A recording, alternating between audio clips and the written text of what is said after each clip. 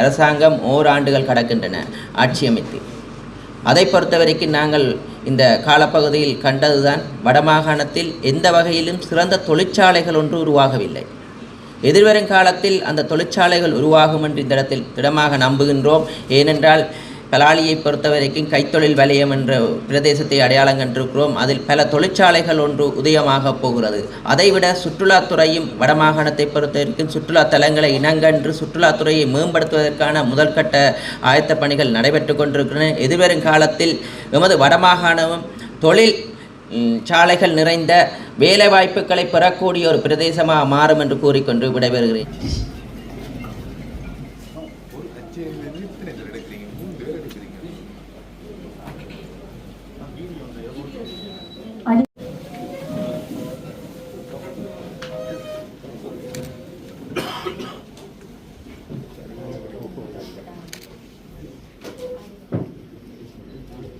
Next, Director General, Department of Manpower and Employment, Mr. K.G.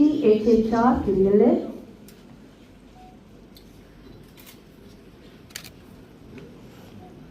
Next, Director Chanika Madam. தொடர்ந்து கௌரவ பாராளுமன்ற உறுப்பினர் அவர்களை மங்கள சுடரைக்குவதற்காக அன்புடன் அழைக்கின்றோம்.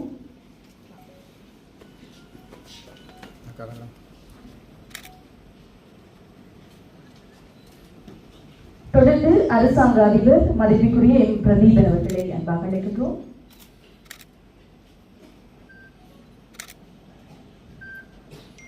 தொடர்ந்து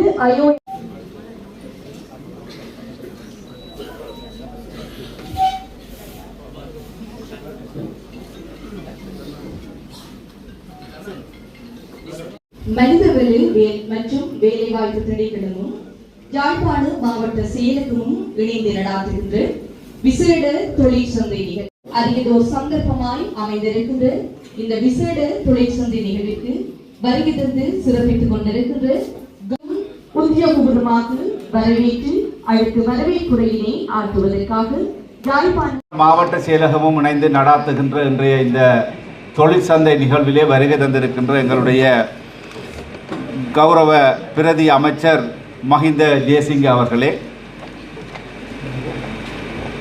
மனிதவள வேலைவாய்ப்பு திணைக்களத்தினுடைய பணிப்பாளர் நாயகம் கிரியல் அவர்களே, இன்றைய நிகழ்விலே சிறப்பு விருந்தினராக கலந்து சிறப்பித்துக் கொண்டிருக்கின்ற யாழ்ப்பாண மாவட்டத்தினுடைய பாராளுமன்ற உறுப்பினர் கௌரவ இளங்குமரன் அவர்களே, மற்றும் இன்றைய இந்த நிகழ்விலே கலந்திருக்கின்ற அமைச்சருடைய அதிகாரிகளே, தொழில் வழங்குனர்களே, தொழிலை பெற்றுக்கொள்வதற்காக காத்திருக்கின்ற இளைஞர் ஜோதிகளே, உங்கள் அனைவருக்கும் இந்நேர வணக்கத்தை கூறிக்கொண்டு, உண்மையிலே இன்று இந்த மனிதவள வேலைவாய்ப்பு திணைக்களத்தினுடைய ஏற்பாட்டிலே யாழ்ப்பாண மாவட்டத்திலே இருக்கின்ற இளைஞர் ஜோதிகளை ஒருங்கிணைத்து அவர்களுக்குரிய வேலைவாய்ப்பு தன்மையினை உறுதிப்படுத்துவதற்காகவும் அவர்களுக்கான வேலைவாய்ப்பு சந்தர்ப்பத்தை ஏற்படுத்திக் கொள்வதற்காகவும் இன்றைய தினம் இந்த நிகழ்வு ஏற்பாடு செய்யப்பட்டிருக்கின்றது. அந்த வகையிலே இன்றைய இந்த நிகழ்வு கௌரவ பிரதி அமைச்சர் மஹிந்த ஜெயசிங்க அவர்களுடைய வழிகாட்டலுக்கு அமைவாகவும் அவர்களுடைய அந்த கோரிக்கைக்கு அமைவாகவும் எங்களுடைய இந்த யாழ்ப்பாண மாவட்டத்தில் இருக்கின்ற இளைஞர் ஜோதிகளை அடையாளம் கண்டு, அதே போல யாழ்ப்பாண மாவட்டத்திலே அல்லது வடக்கு மாகாணத்திலே இருக்கின்ற அல்லது கொழும்பிலே இருக்கின்ற ஏனைய நிறுவனங்கள் வேலைவாய்ப்பை வழங்குகின்ற நிறுவனங்களையும் ஒருங்கிணைத்து இரு சாராரையும் ஒருங்கிணைப்பதன் மூலம் மாவட்டத்திலே அல்லது தேசிய ரீதியிலே இருக்கின்ற இந்த வேலைவாய்ப்பு தன்மையை ஏற்படுத்தி கொடுப்பதற்கான ஒரு நிகழ்வாக இன்றைய நிகழ்வு அமைந்திருக்கின்றது. உண்மையிலே நாங்கள் இவ்வளவு தூரம் எங்களுடைய இந்த யாழ்ப்பாண மாவட்டத்திலே வேலையற்ற அல்லது வேலைக்காக தேடிக்கொண்டிருக்கின்றவர்கள் இருக்கின்றார்கள் என்று சொல்லி நாங்கள் அடையாளப்படுத்தி இருப்பது உண்மையிலே ஒரு மகிழ்ச்சிக்குரிய விடயமாக இருக்கின்றது. ஏனென்றால் நாங்கள் நிற்கின்றோம் இன்று உறுதிப்படுத்தப்படுகின்ற தகவல்கள் நாங்கள் சரியான முறையிலே அவற்றை பேணி பாதுகாத்து யாழ்ப்பாண மாவட்டத்திலே அல்லது இலங்கையில் இருக்கின்ற சகல நிறுவனங்களுக்கும் இந்த வேலைவாய்ப்பு தொடர்பான விண்ணப்பங்களை அல்லது கோரிக்கைகளை தொடர்ந்து அனுப்புவதற்காக காத்திருக்கின்றோம்.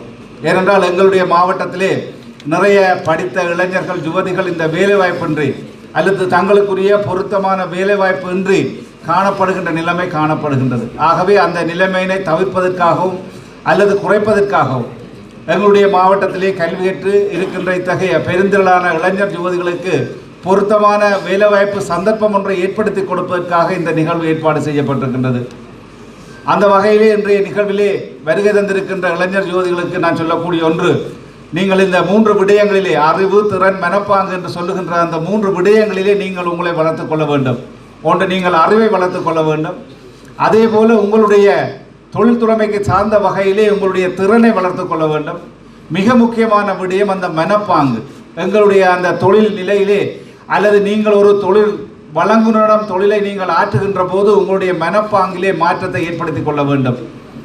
ஏனென்றால் நாங்கள் பல்வேறுபட்ட சூழலிலே அவதானிக்கின்ற ஒரு விடயம் இந்த மனப்பாங்கு என்பது, உத்தியோகத்தினுடைய அல்லது ஊழியருடைய மனப்பாங்கு என்பது நீங்கள் தொழிலாளர்களாக இருக்கின்றீர்கள் என்று சொல்லுகின்ற அந்த உணர்வோடு மட்டும் கடமையாற்றி கொண்டிருக்கின்றீர்கள்.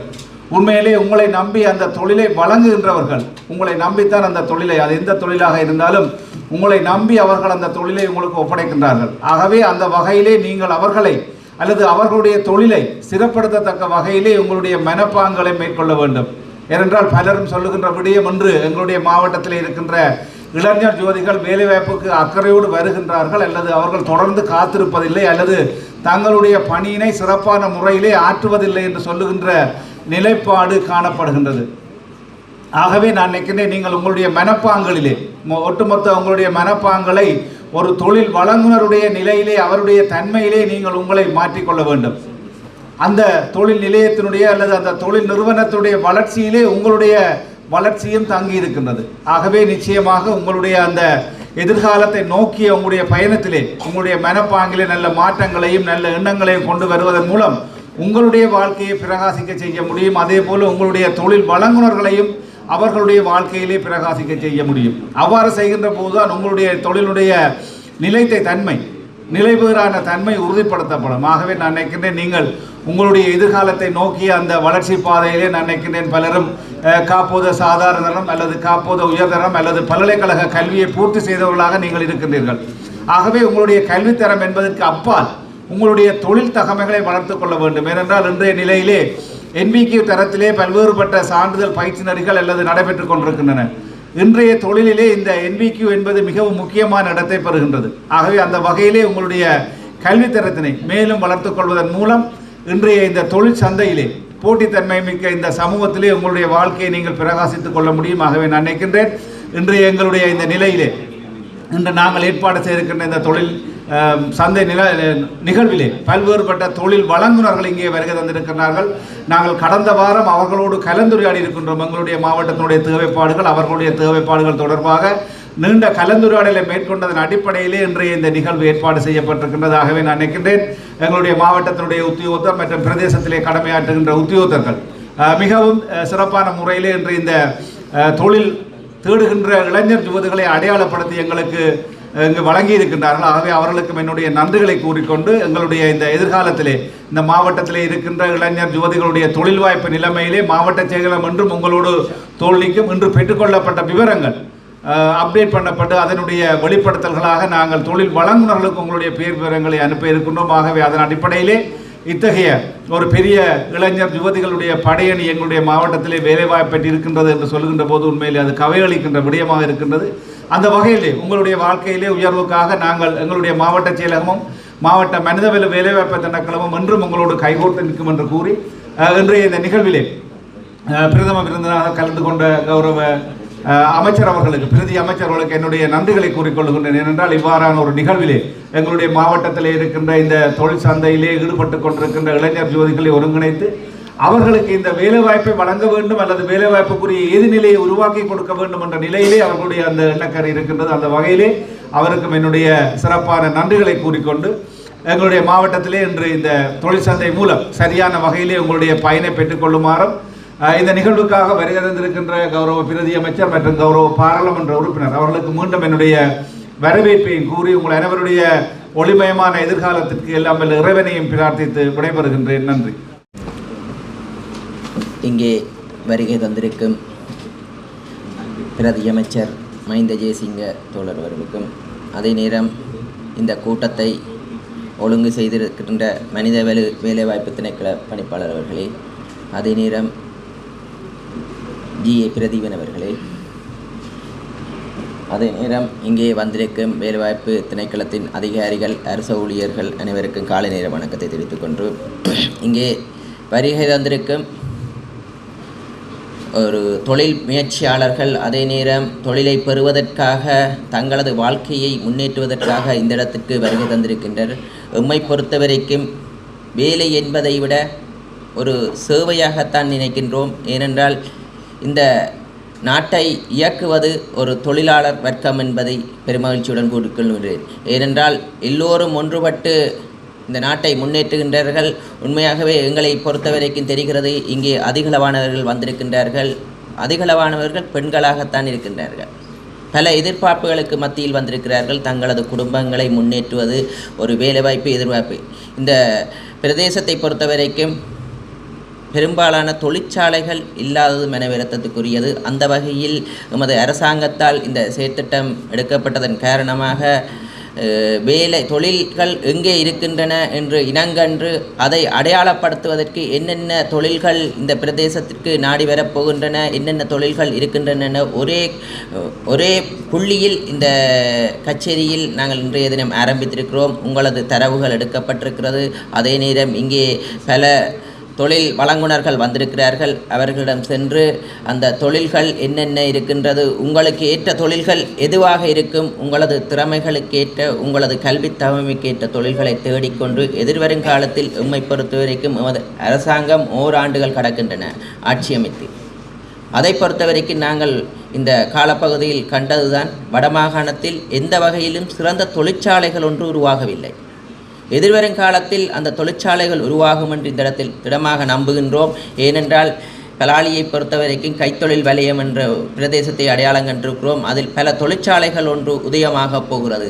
அதைவிட சுற்றுலாத்துறையும் வடமாகாணத்தை பொறுத்தவரைக்கும் சுற்றுலா தலங்களை இனங்கன்று சுற்றுலாத்துறையை மேம்படுத்துவதற்கான முதல்கட்ட ஆயத்த பணிகள் நடைபெற்று கொண்டிருக்கின்றன. எதிர்வரும் காலத்தில் எமது வடமாகாணமும் தொழில் சாலைகள் நிறைந்த வேலை வாய்ப்புகளை பெறக்கூடிய ஒரு பிரதேசமாக மாறும் என்று கூறிக்கொண்டு விடைபெறுகிறேன். நன்றி, வணக்கம்.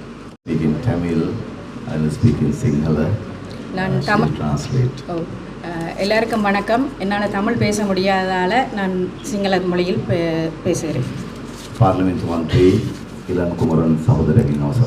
பாராளுமன்ற உறுப்பினர் இளங்குமரன் அவர்களுக்கும்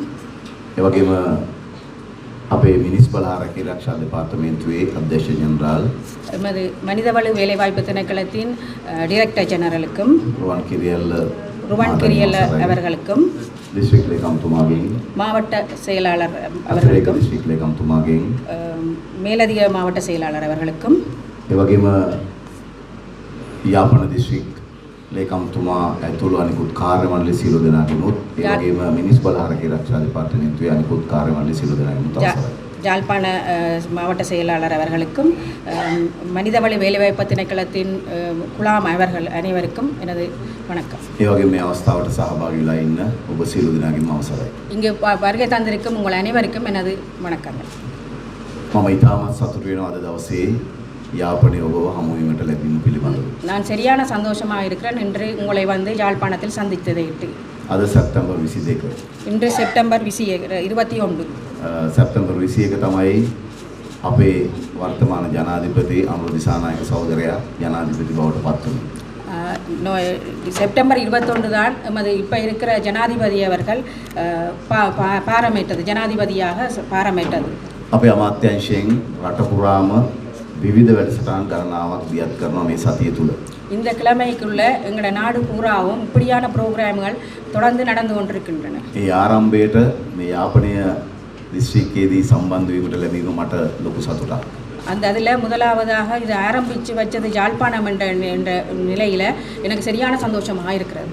අපේ ආණ්ඩුවට වසරක් සම්පූර්ණ වෙන සැප්තැම්බර් මාසයේ වැඩසටහන් මුලින්ම අපි ආරම්භ කළේ යාපනයේ දිස්ත්‍රික්කයෙන්.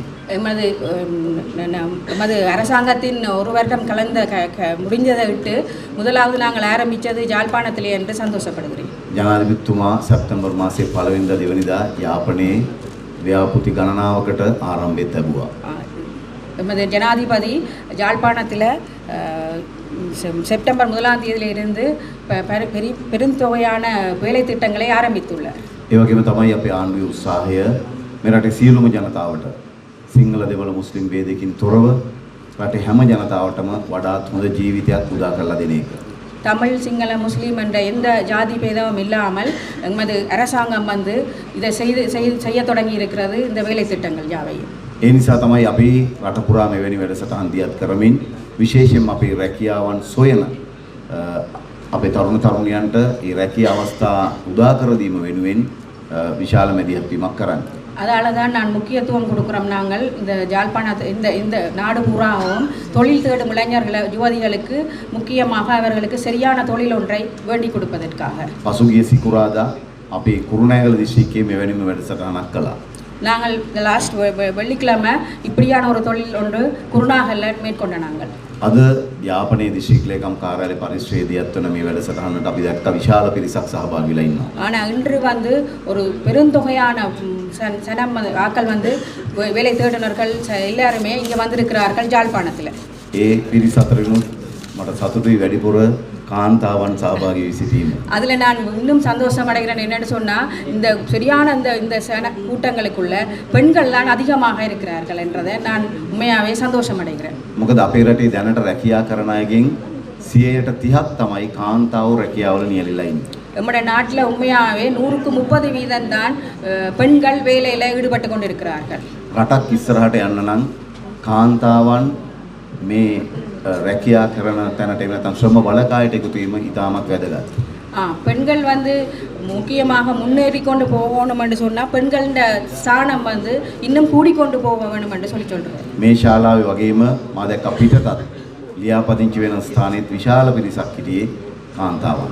இந்த ஹோலில் மட்டுமண்டி இல்லை, நான் வெளியில் பார்த்தேன் இவ்வளவோ பெண்கள் வந்து ரெஜிஸ்டர் பண்ணி கொண்டிருப்பதை.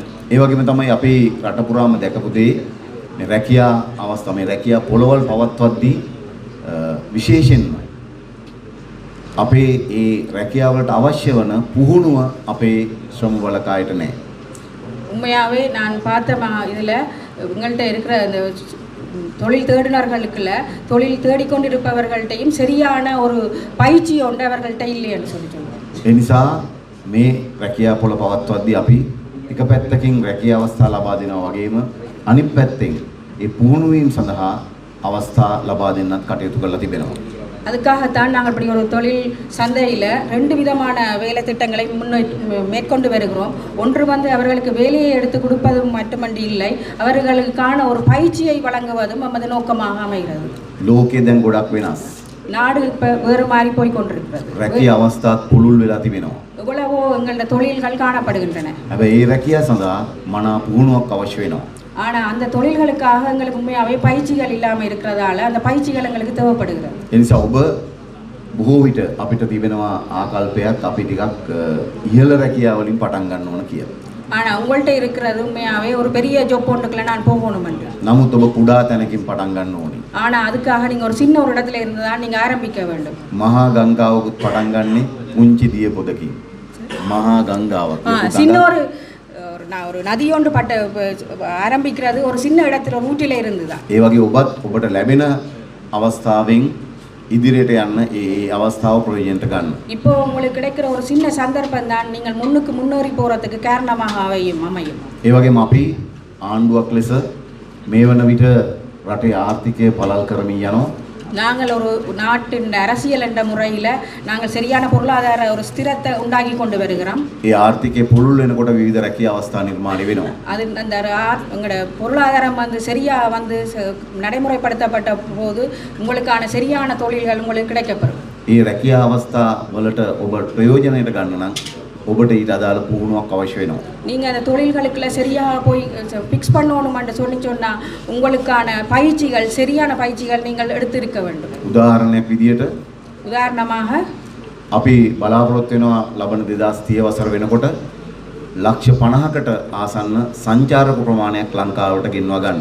நாங்கள் அடுத்த வருடம் எதிர்பார்த்திருக்கிறோம் 50 லட்சத்துக்கு மேற்பட்ட நமது வெளிநாட்டு தொழில்களை இங்கே கொண்டு வர்றதுக்காக.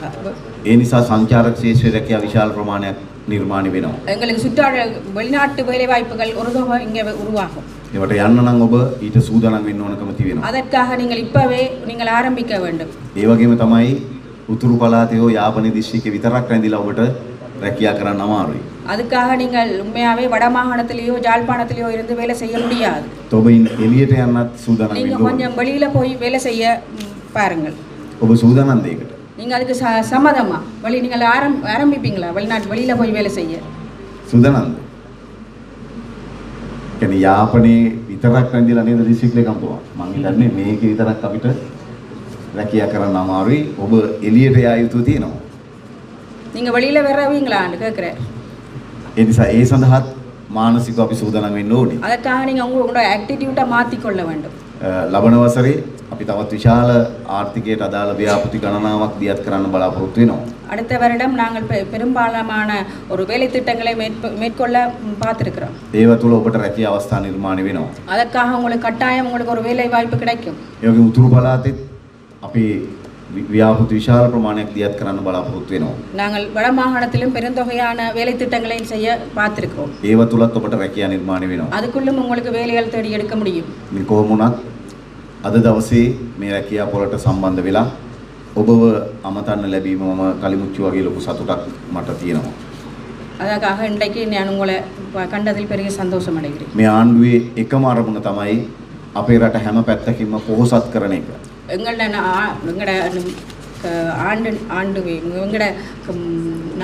எங்களோட நாட்டின் முக்கிய இதே வந்து எல்லாரையுமே ஒரு பயனாளிகளாகவும் ஒரு காசு வசதி உள்ளாக்களையும் ஆக்குறதானே. ආර්ථික වශයෙන් විතරක් නෙවෙයි. நீங்கள் உங்களோட பொருளாதார ரீதியில் மட்டுமல்ல, ආකල්ප වලින් පොහොසත් රටක් අපිට ඕනේ. உங்களோட ஆட்டிடியூட்லையும் நீங்கள் மாற்றுதல் உங்களை ஒரு பெரிய ஆளாக மாற்ற இருக்கிறோம். දියුණු ගුණාංග වලින් සමන්විත රටක් අපිට ඕනේ. எல்லா விதத்திலும் எங்களுக்கு முன்னேற்றமான ஒரு நாடு உருவாக வேண்டும். ඒ වගේම සංස්කෘතික වශයෙන් දියුණු රටක් අපිට ඕනේ. எங்களுக்கு கல்ச்சரல் சம்பந்தமானவும் பெரிய ஒரு முன்னேற்றமான நாடு உருவாக வேண்டும். சொசைட்டி එකක් විදිහට අපිට දියුණු සමාජයක් ඕනේ. எங்களுக்கு ஒரு சமுதாய ரீதியாகவும் நாங்கள் முன்னேறின ஒரு நாடாக எங்கள் நாடு முன்னேறணும். ඒ වගේම අපේ රටේ හැම ජන කොටසකටම ලස්සන ජීවිතයක් ඕනේ. அதற்காகத்தான் எங்கள் நாட்டில் இருக்கிற அனைவருக்கும் ஒரு அழகான ஒரு வாழ்க்கையை நாங்கள் அமைத்து கொடுக்க இருக்கிறோம். ඔබ කරන රැකියාව අනුව නෙවෙයි සමාජයේදී ඔබට හැමෝටම සමානව සලකන සමාජයක් අපිට ඕනේ. நாட்டில் இருக்கிற அனைவருமே ஒரே மாதிரி பார்க்கக்கூடிய நாட்டின் உறுப்பினர்களாக நாங்கள் நாட்டின் பிரஜைகளாக இருக்க நான் வேண்டுகிறேன். පාරේ වැඩ කරන කෙනත් කැමති ලස්සන ජීවිතයක් ගෙවන්න. ரோட்டில் வேலை செய்கிற ஒருவர் கூடி நல்ல அழகான ஒரு வாழ்க்கையை உருவாக்கணும் என்று தான் ஆசைப்படுகிறார். ඒ නිසා අපිට ඕනකම තිබෙනවා මේ රටේ හැම ජන කොටසකටම ලස්සන ජීවිතයක් උදා කරලා දෙන්න. அதுதான் நமக்கு எல்லாருக்குமே நல்ல ஒரு அழகான ஒரு உதயமான நாட்டில் நல்ல அழகான ஒரு வாழ்க்கையை உருவாக்கணும் என்று நான் நினைக்கிறேன். අපි විශ්වාස කරනවා අපිට ඒක කරන්න පුළුවන්. எங்களுக்கு நான் நம்புறேன் அப்படி ஒரு நாட்டை உங்களால் உருவாக்க முடியும் என்று. ගෙවුණු වසර තුල බිඳ වැටුණා තිබුණු ආර්ථිකය අපි ක්‍රමානුකූලව දැන් ස්ථාවර කරලා තිබෙනවා. இவ்வளவோ கீழே நின்ற எங்களோட பொருளாதார நிலைமை வந்து இன்றைக்கு மேற்பட்டு மேலோங்கி நிற்கிறதுக்கு காரணம் எங்களோட இந்த ஆட்சி. තව ඉස්සරහට යන්න ඕනේ. நாங்கள் இன்னும் முன்னுக்கு போக வேண்டும். තව ආර්ථිකය ගොඩනගන්න ඕනේ. இன்னும் பொருளாதாரத்தில் நாங்கள் முன்னேற வேண்டும். ඒ වගේම රටේ හැමෝටම එක සමාන නීතිය ක්‍රියාත්මක වන රටක් අපි හදලා තියෙනවා. அதற்காக இந்த நாட்டில் இருக்கிற அனைவருக்கும் ஒரே வகையான நீதி எங்களுக்கு கிடைக்க வேண்டும். ඒ නිසා හිටපු ජනාධිපතිගේ සිට නේද 15ම කෙනා දක්වා නීතිය සමානව ක්‍රියාත්මක කරන රටක් අපි හදලා තියෙනවා. அதெல்லாம் தான் முந்தி இருந்த ஜனாதிபதியில இருந்து நாட்டில் இருக்கிற எல்லாருக்குமே சரியான நீதியை நாங்கள் செய்து கொடுத்து கொண்டிருக்கிறோம். මේ රට විනාශ කරපු இந்த நாட்டை பாலடைய பண்ணின වංචනිකයන්ට දූෂිතයන්ට දඬුවම් කරන රටක් අපි හදලා තියෙනවා. லஞ்ச ஊழல் இதுகளில் ஈடுபடுபவர்களுக்கு நாங்கள் தண்டனையை கொடுக்குற ஒரு நாடா ஒரு அரசாங்கமாக நாங்கள் உருவாகி இருக்கிறோம். කුමන අභියෝගාවත් අපි ඒ ක්‍රියාමාර්ග ඉදිරියට අරගෙන යනවා. என்ன பிரச்சனை வந்தாலும் அதை நாங்கள் முன்னெடுத்து சென்று கொண்டே இருப்போம். ඒ නිසා ඔබට වඩාත් හොඳ බලාපොරොත්තු තියාගෙන ඔබේ අනාගතය ගොඩනගා ගන්න පුළුවන් රටක් අපි හදලා තියෙනවා. அதற்காக உங்களுக்கு ஒரு வளமான எதிர்காலத்தை உருவாக்குற நாட்டை நாங்கள் உருவாக்கி கொள்வோம். මෙතෙක්කල් තිබුණේ විශේෂයෙන්ම අපි දන්නවා ඉතිහාසයේදී යාපනයේ ජනතාව උතුරු පළාතේ ජනතාව ආණ්ඩු හැඳුන්වේවා සිංහල ආණ්ඩු කියලා. அதனால தான் இவ்வளவு காலமும் பழைய திட்டங்கள் பழைய ஜனாதிபதிகள் ஆட்சியில் யாழ்ப்பாணத்து ஆக்கள் நெச்சினமாம் என்னென்று சொன்னால் சிங்கள ஆக்களுக்கு தான் இந்த நாடுன்னு சொல்லி. නමුත් සිංහල දෙමළ මුස්ලිම් ભેදයකින් තොරව හැමෝටම සමානව සලකන ආණ්ඩුවක් අපි හදලා තියෙනවා. ஆனால் நாங்கள் வந்து தமிழ் சிங்களம் முஸ்லீம் அனைவருக்குமான ஒரு நாட்டை இன்று உருவாக்கியுள்ளோம். ජාතික සමගිය ගොඩනගන ආණ්ඩුවක් අපි හදලා තියෙනවා. எங்கள் எல்லா ஜாதியும் ஒன்றாக இருக்கக்கூடிய ஒரு நாட்டை நாங்கள் உருவாக்கி கொண்டிருக்கிறோம். කලින් වගේ ජාතිවාදී ප්‍රවණතා දැන් රටේ දකින්න අඩුයි. ஆனால் முந்தி இருந்தது போல ஜாதிவாதி அதாவது பேதம் நிறைந்த நாட்டை நாங்கள் உருவாக்கவில்லை. තාම නැතුවම නෙවෙයි. ஆனால் இன்னும் முடியவில்லை. ටික ටික තියෙනවා. கொஞ்சம் கொஞ்சம் இருக்கிறது. ඒවත් සම්පූර්ණයෙන් නැති කරන්න ඕන. அதையும் ஃபுல்லாக நாங்கள் இல்லாமல் பண்ணுவோம். ඒ නිසා අපි අද ඔබට මේ පණිවිඩය දෙන්න ආවේ. ඔබට වඩාත් හොඳ ලස්සන ජීවිතයක් උදා කරලා දෙන්න අපිට උවමනාව තියෙන ඒ වෙනුවෙන් තමයි මේ පණිවිඩය අරගෙන අපි යාපනයට ආවේ. இந்த மெசேஜை நான் உங்களுக்கு கொடுக்கறதுக்காகத்தான் இன்று வந்துள்ளேன்.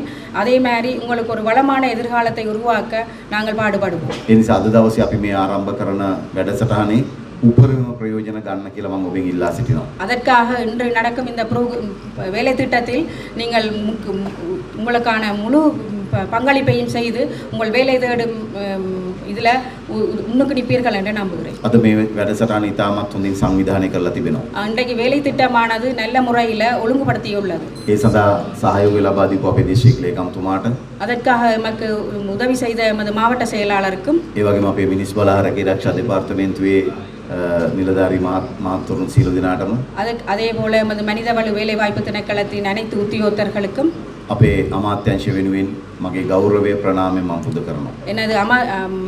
எமது அமைச்சின் சார்பாக அவர்களுக்கு முக்கிய நன்றியை தெரிவித்துக் கொள்கிறேன். ඔබ සියලු දෙනාටම ජය වේවා. නன்றி, වணக்கம், අස්සලාමු අලයිකුම්. உங்கள் எல்லோருக்கும் நன்றி.